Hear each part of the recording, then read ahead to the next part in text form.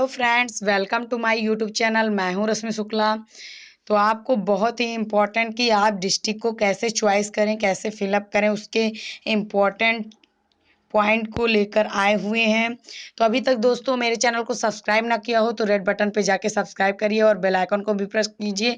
साथ ही साथ दोस्तों शेयर भी करिए जितना हो सके वीडियो को, और कमेंट करिए कोई भी आपको प्रॉब्लम आ रही हो 69,000 शिक्षक भर्ती से रिलेटेड दोस्तों।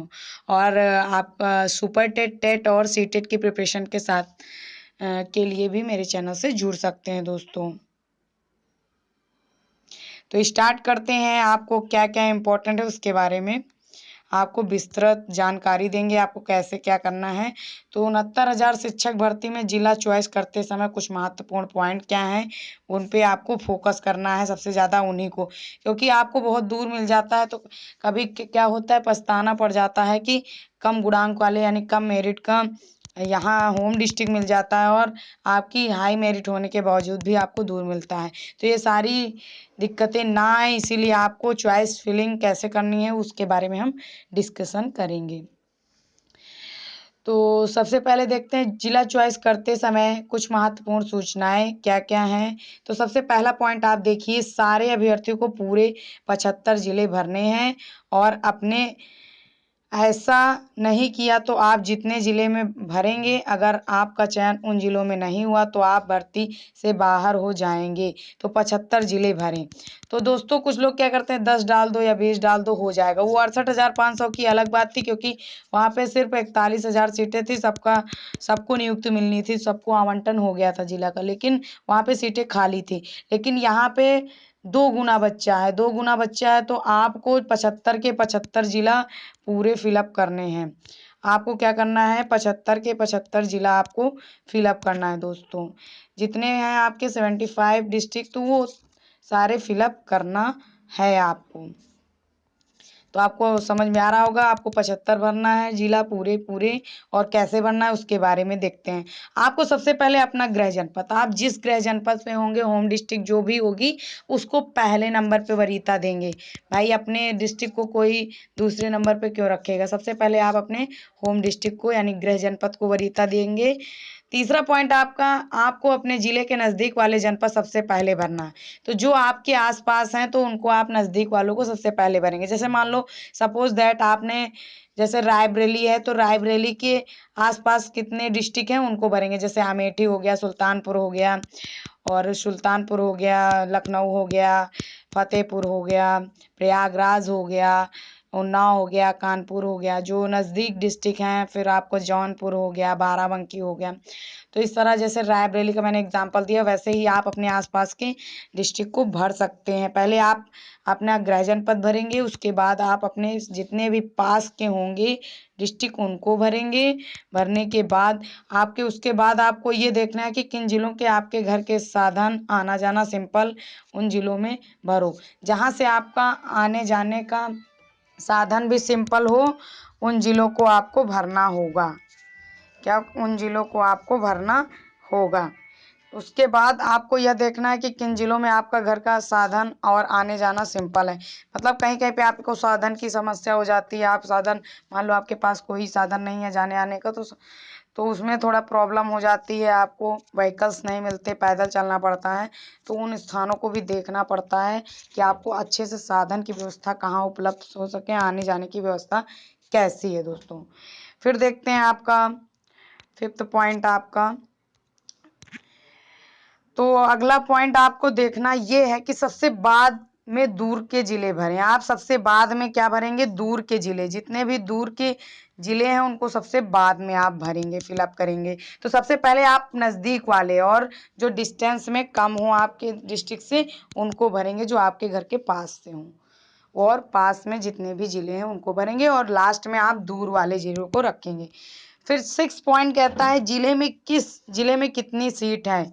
तो आपको ये पता रखना होगा कि किस ज़िले में कितनी सीटें हैं, यह मायने नहीं रखता। तो ये मायने इसलिए नहीं रखता, लेकिन एक बार आपको सीटों को जानना चाहिए कि आपके वहाँ आसपास कितनी सीटें हैं, सीटों को देख के भी करना चाहिए। और क्योंकि कभी कभी संख्या और आपके मेरिट के आधार पर चयन होना होता है तो आपको सब कुछ ध्यान में रखना है। तो किस ज़िले में कितनी सीट है ये मायने नहीं रखता, आपकी चॉइस क्या है यह ज़रूरी है, क्योंकि आपका गुणांक जिस ज़िले की खाली सीट में पड़ेगा तो आपका चयन वहीं होगा। तो आपको ये नहीं मायने रखता है कि आपका कौन सा क्या है, तो आपको जिस ज़िले में चॉइस के हिसाब से आप डालेंगे, कितनी सीटें हैं ये मायने नहीं रखता। आपने सभी ज़िलों में डाला है तो जहाँ पे आपके गुणांक जिस ज़िले की खाली सीट में पड़ेगा, जो खाली सीट है उस ज़िले की गुणांक जो होगा आपकी उस सीट पे पड़ेगा उस ज़िले की, तो आपका चयन वहीं होगा। जहाँ पे आपकी मेरिट बन रही है जिस गुणांक में, और तो वहीं पे आपका चयन हो जाएगा दोस्तों। फिर उसके बाद बात करते हैं अगला, मतलब कि आपका जो सीट है वो कहीं का भी आप डाल सकते हैं, वो आपकी मेरिट पे निर्भर करेगा, जहाँ होना होगा वहीं आपका चयन हो जाएगा उसके अकॉर्डिंग। नेक्स्ट पॉइंट है आपका मेरिट जिलेवार नहीं बनेगी, स्टेट स्तर पर बनेगी। अगर जैसे आपकी मेरिट जिलेवार नहीं बनेगी तो स्टेट स्तर पर बनेगी, तो यह भूल जाएं कि हम ज़्यादा सीट वाले जिले भर दें, पहले आपका हो जाएगा। तो अगर आपकी स्टेट वाइज मेरिट बनती है, डिस्ट्रिक्ट वाइज मेरिट नहीं बनती, स्टेट वाइज बनती है आपकी मेरिट, तो आप ये भूल जाएं कि 2500 सीटें हैं सीतापुर में, उसको डालेंगे सबसे पहले मुझे मिल जाएगा। आप ये भूल जाएं कि जहाँ जितनी सीटें ज़्यादा हैं मैं वहाँ डाल दूंगा, मेरा चयन पहले हो जाएगा। तो ऐसा बिल्कुल नहीं है, आप ऐसा भूल जाएं कि आपका जहाँ पे ज़्यादा सीटें आपका ही हो जाएगा चयन। अगला पॉइंट है आपका अति पिछड़े जिले, जैसे चित्रकूट, जैसे पिछड़े जिलों में चित्रकूट, चंदौली, सोनभद्र, बलरामपुर, बहराइच, सिद्धार्थनगर, फतेहपुर, इन्हें बाद में भरें। यहाँ पे बहुत ही पिछड़ा इलाका है, यहाँ पे आपको हर चीज़ की समस्याओं को देखना पड़ सकता है, हर चीज़ को सहना पड़ सकता है, इसलिए ये जिले बहुत पिछड़े हैं, इनको बाद में भरा जाए तो ज़्यादा बेटर होगा। आपको आपका ज़िला चॉइस बहुत ही ध्यानपूर्वक करना है। जितना भी आपको ज़िला चॉइस करना है बहुत ही बारीकी से चॉइस करना है, ताकि आपको कोई दिक्कत ना हो, क्योंकि अगर जल्दबाजी में भरा तो कहीं आपको दूर ज़िले में कब तक नौकरी करना पड़े कोई नहीं जानता। जब आपने दूर भर दिया भाई, पहले लगता है कि आपको कहीं भी नौकरी मिले आप कहीं भी कर लेंगे, नौकरी तो नौकरी गवर्नमेंट नौकरी है, लेकिन आपको नौकरी के लालच में लगता है कहीं भी मिल जाए, लेकिन बाद में जब आपको दूर कहीं फेंक दिया जाता है, मतलब आपको नियुक्त दे दिया जाता है, तो आपको लगता है कि मुझे पास मिला होता, और कम गुणांक वाले को पास मिल जाता है दूर। तो ये सब बहुत सोच समझ के आपको फिलअप करना है दोस्तों। कुछ लोग कहते हैं कि पहले नौकरी मिले मैं पाकिस्तान नेपाल चला जाऊं, लेकिन जब आपको यह पता चलेगा कि आपसे कम मेरिट वाला अपने ज़िले में नौकरी कर रहा है, आप सहन नहीं कर पाओगे। सही बात है। तो जो भी लोग कहते हैं अरे कहीं भी मिले, नेपाल पाकिस्तान कहीं मिल जाए, हम नौकरी करना चाहते हैं तो करेंगे, तो ऐसी सोच पहले रहती लोगों की, लेकिन जब बाद में नौकरी मिल जाती तो सोच बदल जाती लोगों की। तो ऐसा बिल्कुल ना करें, और बाद में दुख होता है जब कम मेरिट वाले को अपना होम डिस्ट्रिक्ट मिल जाता है, आपको दूर जाना पड़ता है आपकी हाई मेरिट की वजह से।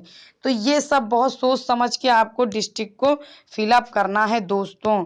तो ये समझ लीजिए, अगर आपने अभी तक मेरे चैनल को सब्सक्राइब ना किया हो सब्सक्राइब कर लीजिए। सबसे पहले नोटिफिकेशन पाने के लिए, हर अपडेट 69,000 से रिलेटेड एंड प्रिपरेशन के लिए ऑल टीचर वैकेंसी, आप हमारे चैनल से जुड़ सकते हैं दोस्तों। फिर उसके बाद आपने ये देख ही लिया होगा, एक और बहुत बड़ी सूचना है, उसमें क्या कहा गया है उसके बारे में देखते हैं। लिखित परीक्षा के फॉर्म में गलती तो निरस्त होगा अभ्यर्थन। अगर लिखित परीक्षा जो फॉर्म आपने 69,000 का भरा है उसमें कोई भी त्रुटि पाई जाती है तो आपका फॉर्म निरस्त कर दिया जाएगा, आपका फॉर्म निरस्त हो जाएगा। ये न्यूज़ आज की हेडलाइन में था। यदि किसी अभ्यर्थी ने 69,000 सहायक अध्यापक भर्ती परीक्षा के फॉर्म में कोई गलत सूचना भरी है तो उसे नौकरी नहीं मिलेगी। दरअसल आवेदन उसी फॉर्म के आधार पर लिए जा रहे हैं जिस पर लिखित परीक्षा हुई थी। आवेदन के दौरान उस फॉर्म में किसी प्रकार के परिवर्तन की अनुमति नहीं मिलेगी। काउंसलिंग के दौरान, मूल दस्तावेजों की जांच के दौरान आवेदन पत्र में दी गई सूचना से कोई कमी या गलती मिलती है तो जिला चयन समिति अभ्यर्थन निरस्त कर देगा। अगर आपकी कोई गलती है लिखित परीक्षा में तो आपका आवेदन निरस्त हो सकता है। बहुत से साथी बहुत डरे हुए हैं कि टेट में मेरा 1 नंबर कम था आवेदन करते वक्त और बाद में रिजल्ट में बढ़ गया, तो सबके साथ हुआ है, उसमें आपको डरने की ज़रूरत नहीं है। आप एफिडेविट एक बनवा के रख लीजिएगा तो आपके लिए अच्छा रहेगा दोस्तों। तो आपको सूचना मिल गई है इम्पोर्टेंट कैसे आपको डिस्ट्रिक्ट चॉइस करना है। तो सबसे पहले आप होम डिस्ट्रिक्ट, उसके बाद आप सभी आसपास के अपने डिस्ट्रिक्ट को फिलअप करेंगे, फिर क्रमवार ऐसे ही बढ़ते चले जाएंगे और डिस्टेंस और साधन सारी समस्याओं को देखते हुए आप फिलअप करेंगे दोस्तों। तो आपको अगर मेरा वीडियो पसंद आ रहा हो तो शेयर भी करिएगा, साथ ही साथ सब्सक्राइब करिएगा। सब्सक्राइब के साथ आप कमेंट भी करिए कोई भी आपको प्रॉब्लम आ रही हो 69,000 भर्ती से रिलेटेड। एंड देन आपको super TET, TET, C TET preparation के लिए, all teacher vacancy and one day exam के लिए मेरे चैनल से जुड़ सकते हैं दोस्तों। मिलते हैं नेक्स्ट वीडियो में नई सूचना के साथ। Take care, bye bye.